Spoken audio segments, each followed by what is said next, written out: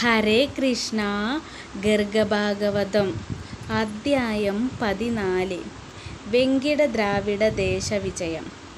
പ്രദ്യുമ്നൻ ഋഷഭാദ്രി, ശ്രീരംഗം, കാഞ്ചി, പ്രാചി, സരസ്വതി എന്നിവിടങ്ങളിൽ സഞ്ചരിച്ച് കാവേരി നദി കടന്ന് സഹ്യനിൽ എത്തി.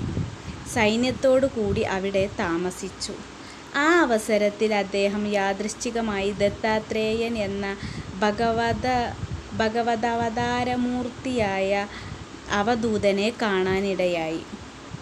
പ്രദ്യുമ്നൻ അദ്ദേഹത്തെ ശിബിരത്തിലേക്ക് കൊണ്ടുവന്ന് പൂജിച്ചിരുത്തിയിട്ട് ബ്രഹ്മമാർഗം എന്താണെന്നും അത് ലോകവുമായി എങ്ങനെ ബന്ധപ്പെടുന്നുവെന്നുമുള്ള തൻ്റെ മനസ്സിലെ സംശയം അദ്ദേഹത്തോട് ചോദിച്ചു.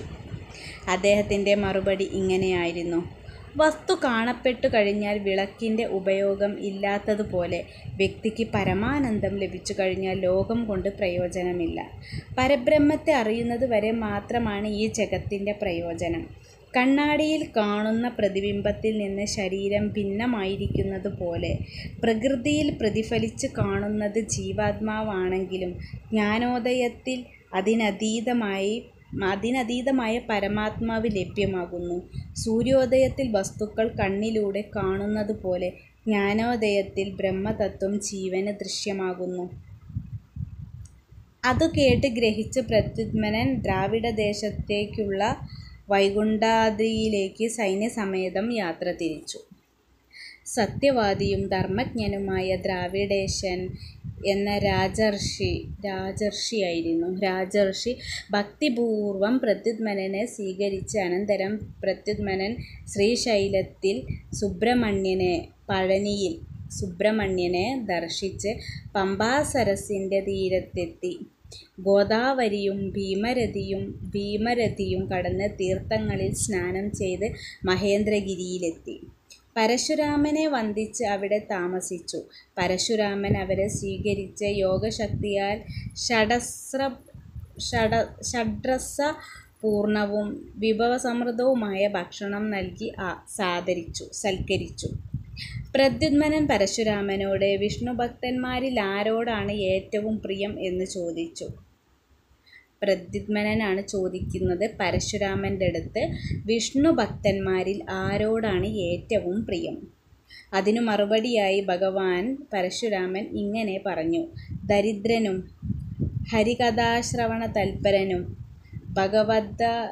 ഭഗവദ്രൂപമാധുരിയാകുന്ന ലഹരിയിൽ മുഴുകുന്നവനും ജിതേന്ദ്രിയനും ശാന്തനും സഹനശീലനും ലോകത്തിൽ സഞ്ചരിച്ച് തൻ്റെ പാദധൂളി കൊണ്ട് ലോകത്തെ ശുദ്ധമാക്കുന്നവനും ബ്രഹ്മപദമോ ഇന്ദ്രപദമോ ലോകാധിപത്യമോ യോഗസിദ്ധികളോ ആഗ്രഹിക്കാതെ ഭഗവാന്റെ പാദരേണുക്കളെ മാത്രം ആശ്രയിക്കുന്നവനും നിഷ്കിഞ്ചനായി ഭൗതിക സുഖങ്ങളെ ആഗ്രഹിക്കാത്തവനും ശ്രീകൃഷ്ണ പരമാത്മാവിൽ നിന്ന് ലഭിക്കുന്ന പരമാനന്ദം മാത്രം അനുഭവിക്കുന്നവനുമാണ് ശ്രീകൃഷ്ണന് പ്രിയനായിരിക്കുന്നത്.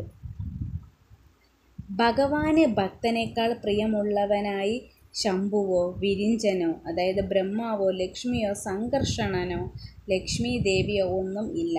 ഭഗവാൻ ഭക്തദാസഭാവം ലോകത്തിന് കാണിച്ചു കൊടുത്തുകൊണ്ട് ലോകത്തെ പരിശുദ്ധമാക്കിയും സഞ്ചരിക്കുന്നവനിൽ പ്രീതനാണ്. ഭഗവാന് ഏറ്റവും പ്രിയം ഭക്തനോടാണ്.